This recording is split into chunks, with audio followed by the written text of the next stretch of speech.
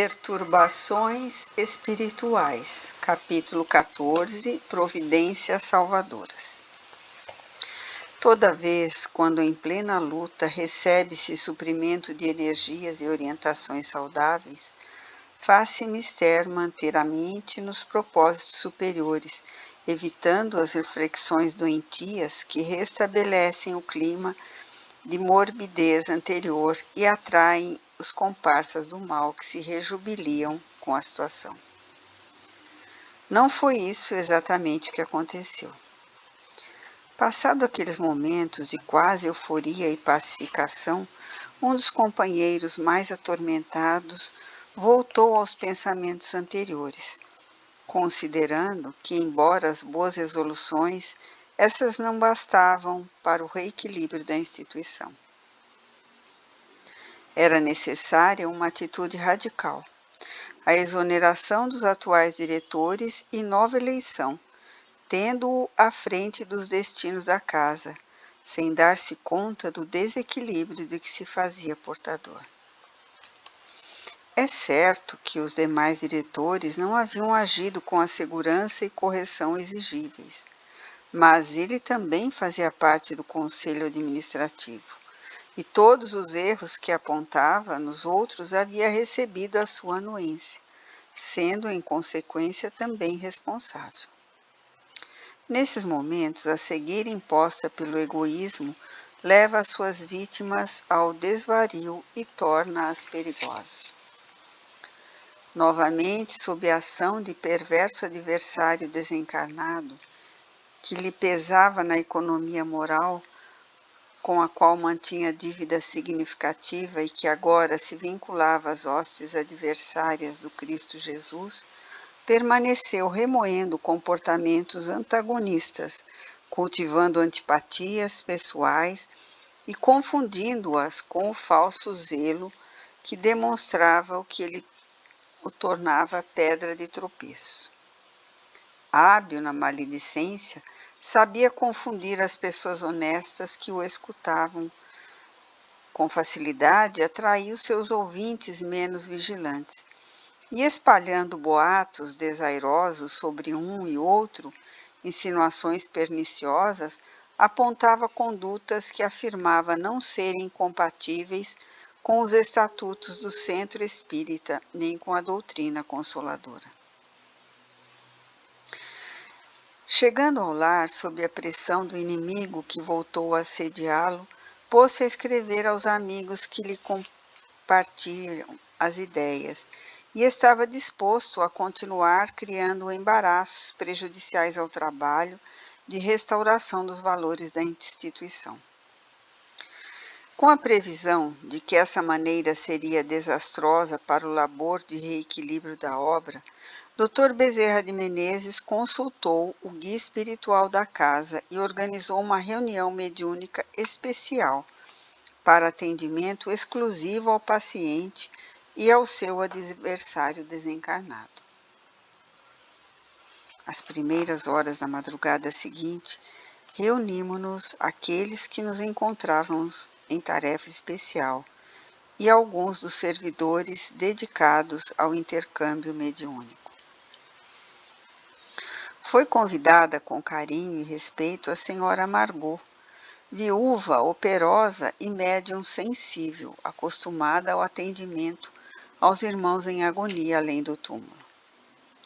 O presidente da sociedade e mais diversos membros do conselho foram trazidos em desdobramento pelo sono fisiológico para a sala onde se realizavam as reuniões habituais, e sob a caridosa supervisão do médico dos pobres e a cooperação dos abnegados companheiros, teve início a atividade socorrista. Ao proferir comovedora exortação a Jesus, o benfeitor suplicou suas bênçãos para o mistério que seria realizado e, ato contínuo, aproximou-se do aturdido paciente que se fazia acompanhar do obsessor. Deslocou-o da sua aura e o conduziu ao campo mediúnico de Dona Margot. De imediato, a abnegada sensitiva transfigurou a face. agora transformada em máscara de ódio, e com a voz estentória começou a deblaterar. Percebia-se a ira do comunicante que fora tomado de surpresa, já que lhe não passava pela mente ocorrência desse jaez. Depois de proferir palavras chulas, voltou-se diretamente para o benfeitor e desafiou-o com atrevimento. Vocês, os discípulos do Cordeiro, são paradoxais.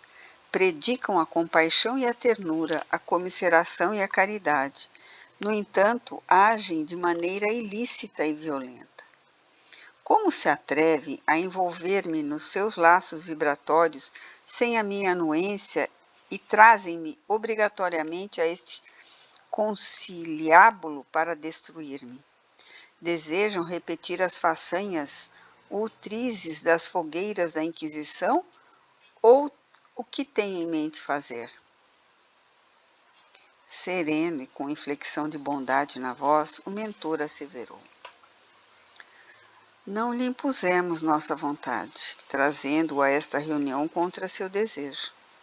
A nossa preocupação é atender o companheiro que lhe padece a injunção penosa, e para esse mister tivemos que o receber. Como o amigo se lhe encontra profundamente vinculado, foi arrastado até aqui, e tentando assenhoreá-lo, preferimos dialogar ao invés de apenas o ouvir.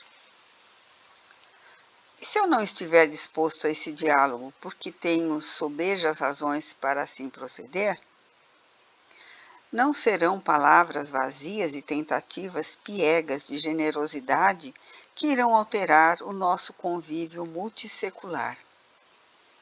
Esse fantoche a que se refere e de que me utilizo é-me de grande utilidade na batalha que travamos contra os fanfarrões espíritas.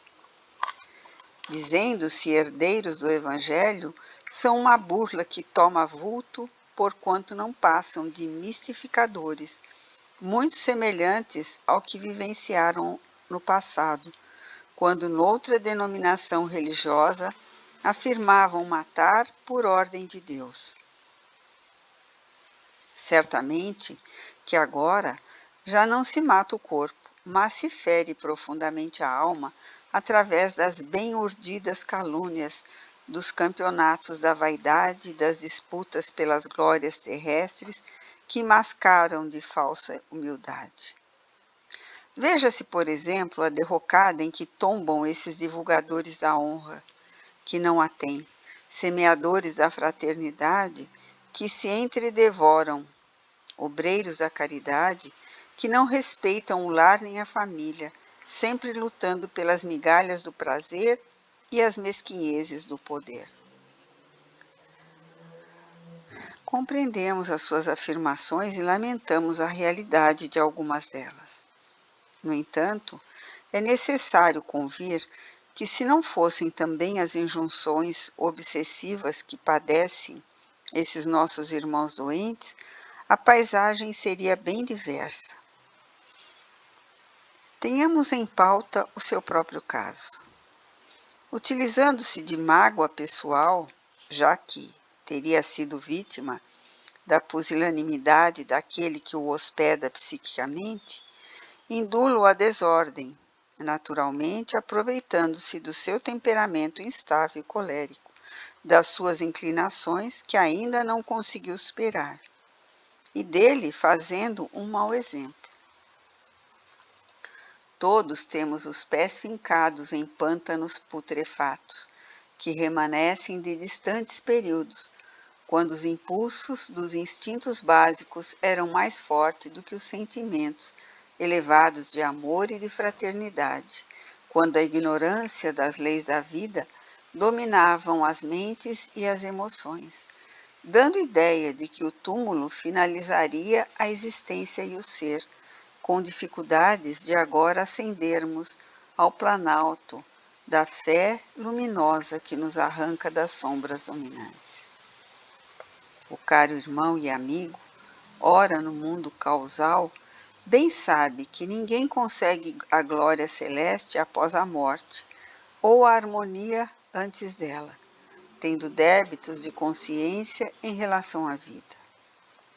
Disso resulta o emaranhamento entre aqueles que permitiram comportamentos desditosos, uns exigindo resgate e outros padecendo as cobranças mediante lamentáveis processos obsessivos, ainda pouco estudados na Terra.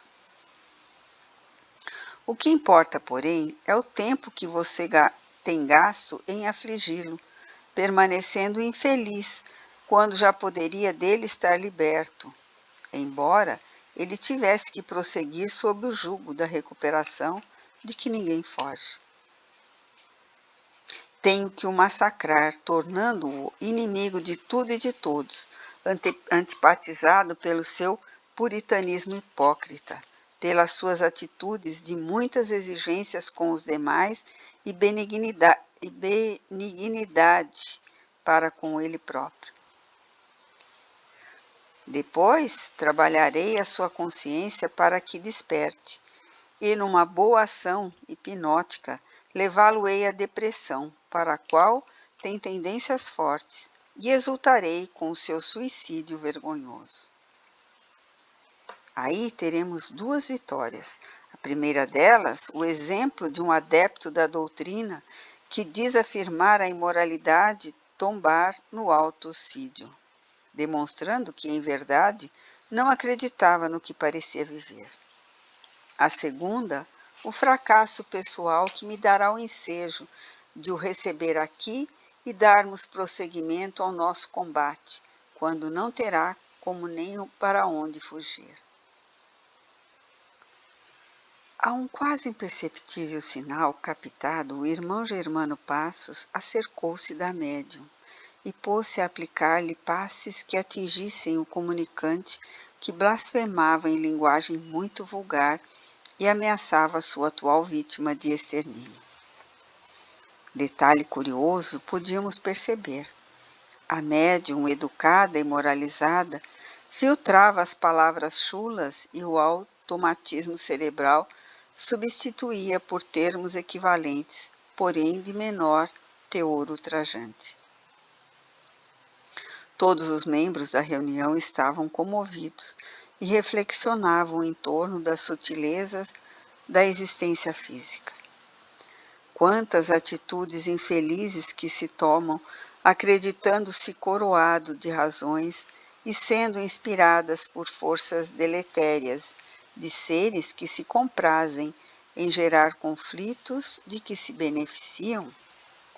Concluíam que tudo aquilo que se passava na instituição dedicada à caridade era resultado de uma urdidura das trevas e de brechas morais de seus membros que facultavam os desastres que ora lhe abalavam os alicerces. Sentindo-se asfixiado pelos fluidos benéficos que captava através da médium, exprobou: qualquer tentativa de afastar-me do miserando inimigo será inútil. Hei de utilizá-lo durante a campanha de destruição deste reduto de pusilânimes que vivem às custas da caridade alheia, assumindo posições de mando como os amigos cardeais da velha Igreja Romana. Afinal, não vejo qualquer mudança entre o cristianismo atual e aquele que tanto censuraram, o da Igreja de Roma. Mudaram as formas e conservaram os mecanismos de dominação estúpida das massas ignorantes. Cada membro do conselho é um pseudo-sábio, arrogante e destemperado. Basta-lhe uma negativa e logo se espezinha, sentindo-se ofendido e exigindo tratamento de destaque. Onde está a verdadeira fraternidade, o amor aos pobres e mal-cheirosos que enxameiam em toda parte? Esta, como muitas outras, são obras de exterior para chamar atenção para a propaganda, sem o espírito verdadeiro do amor e da caridade. Não suporto mais a dissimulação desses pusilânimes e admiro a nova ordem imposta pelos judeus injustiçados para erradicarmos da terra essa maldita seita que é o Espiritismo. Sem dúvida, o meu irmão sofisma com muita habilidade. Há, indubitavelmente, muita obra de fachada, como vulgarmente se diz. No entanto, o número de realizações com o selo da mansidão do Cristo e os braços gentis da caridade inspirada pela fé racional é incontável. Não podem as boas árvores ser responsabilizadas por aquelas de má qualidade, nem o trigo saudável pelo escauracho que medra junto às suas raízes, ameaçando-as. O bem legítimo ou aparente é sempre de responsabilidade daquele que o executa. Vejamos o seu caso. O irmão é lúcido e raciocina bem. No entanto, opta pelo caminho escuso do crime, tentando vingança na condição de justiceiro, como se o universo necessitasse da sua intervenção para manter o equilíbrio. Merece considerar que esses que agem de forma delituosa, realizando de uma forma e vivendo de outra, já estão praticando ação generosa e edificante, quando poderiam estar nas malhas perversas da criminalidade e da perseguição inútil aos seus ofensores. Por isso, caro amigo, o amor é a alma da mensagem de Jesus. E por mais intente ser nosso inimigo, especialmente do irmão doente, a quem obsidia, não lhe seremos jamais inamistosos, lamentando o seu comportamento, a perda da oportunidade de ser feliz, de interromper esse curso de ações nefandas e injustificáveis. Ademais, observe quantas pessoas dedicam-se à vivência da fraternidade e da ação beneficente desde que Jesus veio ter conosco. É certo que ainda estamos distante do ideal, mas nos encontramos a caminho e oportunamente atingiremos a meta a que nos destinamos. Não me interessam os seus argumentos que me desviam a atenção dos objetivos da espada preste a aplicar o golpe final no miserável. É o que você pensa, mas que não corresponde aos sublimes desígnios de Deus, porque o seu algoz é também filho de Deus, que está se tornando vítima com a sua posição vingativa. O irmão fala que foi vítima da infância e da crueldade, o que é verdade. Foi vítima da infâmia e da crueldade, o que é verdade. Mas não se trata de uma vítima inocente. Nos arquivos da memória profunda estão registrados os nossos comportamentos. E como não temos alternativa, iremos permitir-nos levar o querido irmão a rever-se antes do momento em que padeceu a injunção lamentável. Novamente, o irmão Germano Passos acercou-se da médium e com uma voz suave, monocórdia, começou a sugestão. Durma e recorde-se. Durma e recue no tempo. Durma. Simultaneamente lhe aplicava passes longitudinais calmantes, que pareciam desenfaixar o perispírito das lembranças atuais e induzia o espírito a mergulhar nos arquivos mais profundos. Foi como um raio. De imediato, o comunicante começou a debater-se e a falar desordenadamente ante o que identificava no mundo íntimo. Por volta do século XII, em plena Idade Média, ele havia sido um judeu polonês rico que explorava as pessoas que o buscavam necessitadas de ajuda econômica. Avarento e destituído de sentimentos, era implacável com aqueles que lhe tomavam emprestadas somas de qualquer porte. Aquele que hoje lhe padecia nas garras perversas havia se enredado em negócios infelizes e não podia pagar-lhe, quando a família se encontrava em situação deplorável de miséria. Fome, crianças doentes, sofrimentos. Insensível, o cobrador recorreu às autoridades que o levaram a julgamento indecente e puniram o devedor com inclemência, atirando-o num calabouço infecto, onde veio a falecer pela fome e por doenças contraídas na situação desditosa. A família, totalmente arruinada, também foi consumida pelas doenças e pela morte ao longo dos meses. Tomado de espanto, ele gritava: Não, não sou eu esse infame. Sim, sou eu mesmo, recordo-me. Era justo o que eu fazia. Afinal, o empréstimo não era uma doação, e o preguiçoso não queria pagar-me tudo quanto me devia. Justo e bom, ajudei-o, mas não podia correr o risco de ficar na miséria, sem o competente retorno dos valores que lhe cedi. Considera, interrogou o mentor, justo o método de cobrança imposto de maneira implacável a alguém devorado pelo desespero e sem qualquer meio de ressarcimento? Fosse o contrário, e o amigo lhe fosse a vítima, como procederia? Ponha-se no lugar do outro e pense no que gostaria de receber.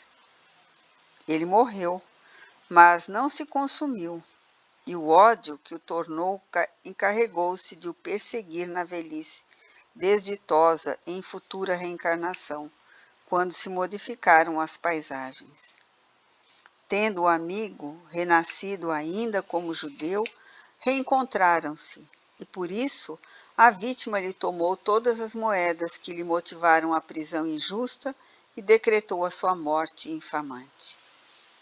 Acredita justo que se repita indefinidamente essa complexidade de contas, vítima, algoz, vítima?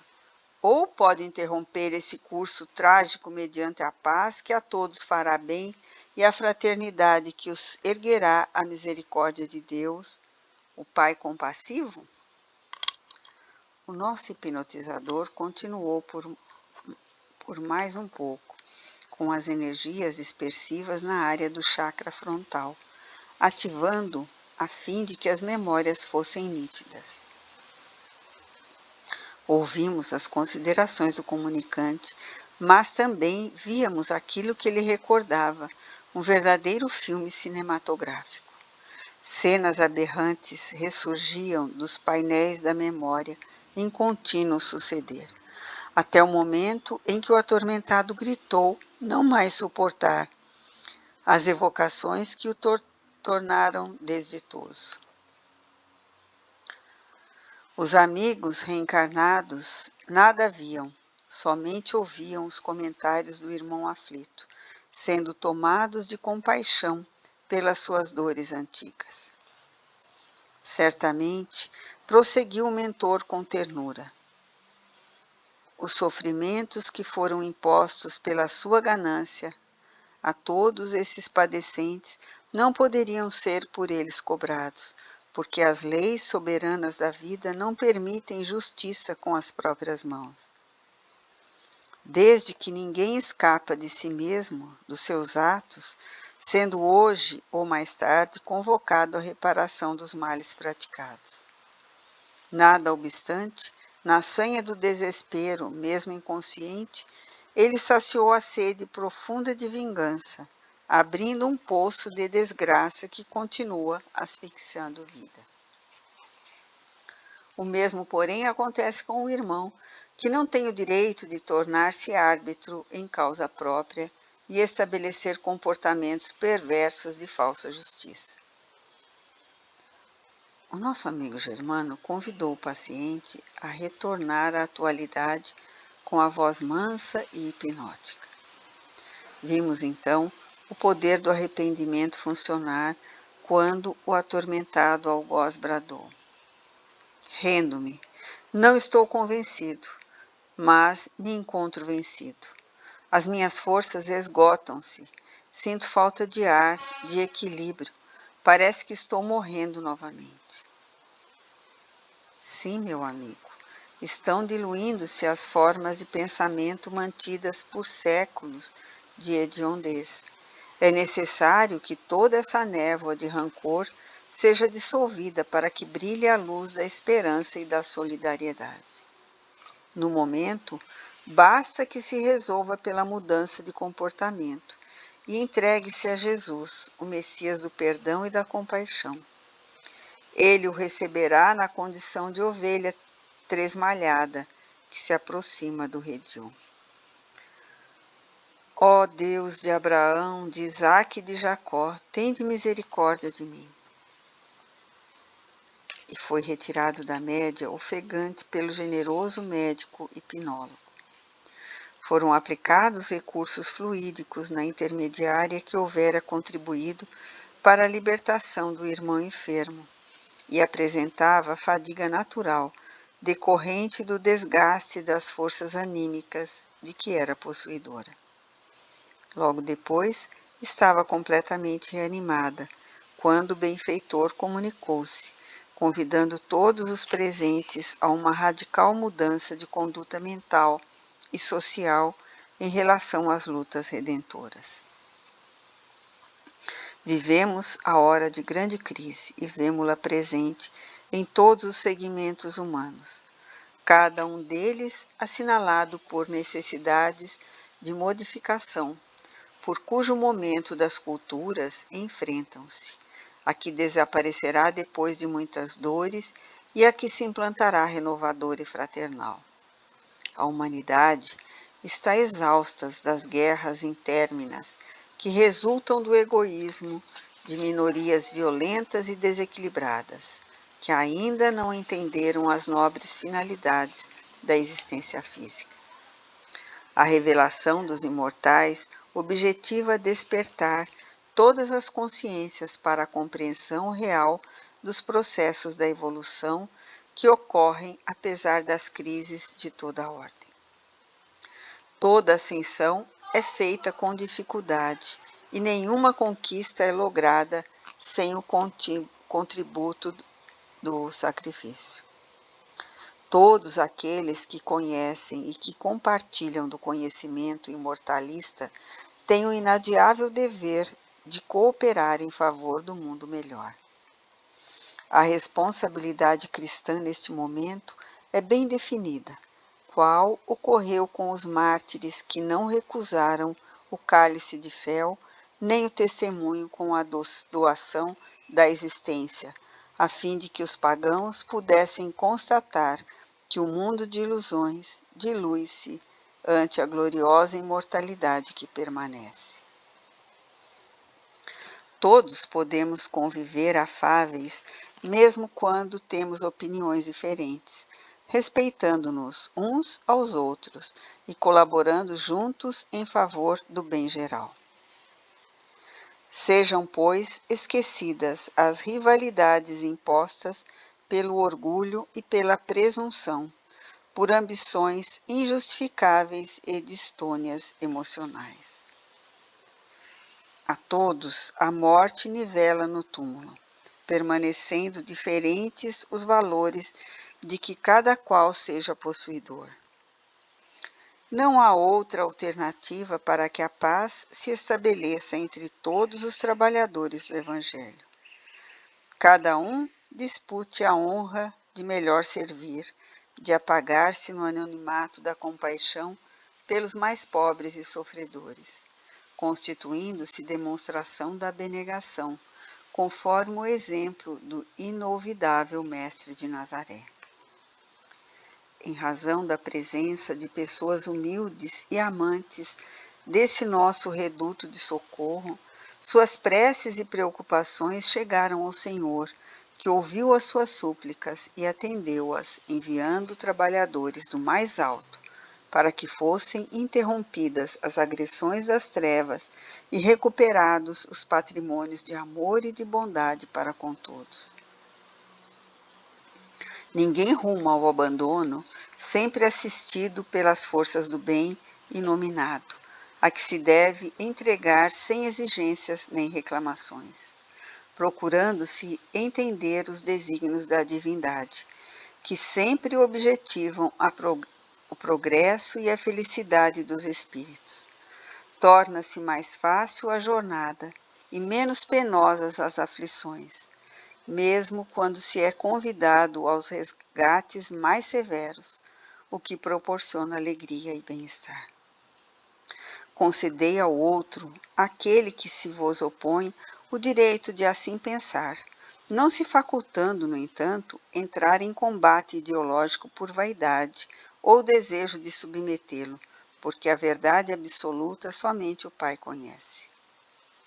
Combatei, pois, o bom combate, a fim de que, terminada a vossa tarefa terrestre, possais dar conta da vossa administração, como afirmou o apóstolo Paulo ao encerrar o seu luminoso périplo na carne.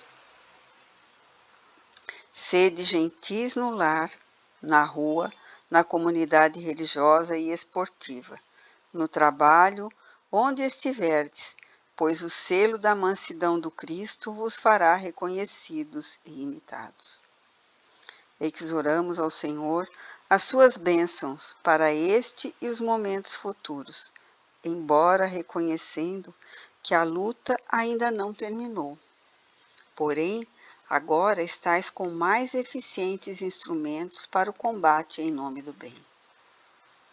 Silenciou, enquanto lágrimas de emoção escorriam pelos olhos de todos nós ali presentes.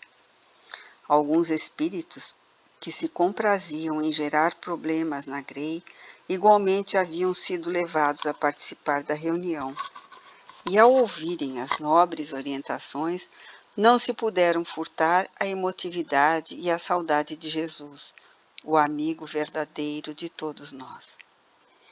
Foi proferida a prece de encerramento e os encarregados de conduzir os convidados aos seus lares puseram-se a caminho, deixando o santuário mergulhado em suave claridade que impregnava o ambiente. Algumas entidades trabalhadoras do núcleo prosseguiam na sua azáfama, enquanto o nosso grupo retornou à sede onde nos hospedávamos. A madrugada ainda se encontrava amortalhada nas sombras, aguardando o rosto luminoso do amanhecer. Uma alegria silenciosa nos dominava por constatarmos a vitória do amor em relação ao ódio, o bem em relação ao mal, e sentíamos uma gratidão impossível de ser definida por estarmos entre aqueles que foram convidados para o labor. Os desafios prosseguiriam, é certo, porque as lutas enrijecem as forças, mas as circunstâncias agora seriam outras e os corações estariam equipados dos recursos próprios para o trabalho de autoiluminação e de compaixão aos agressores.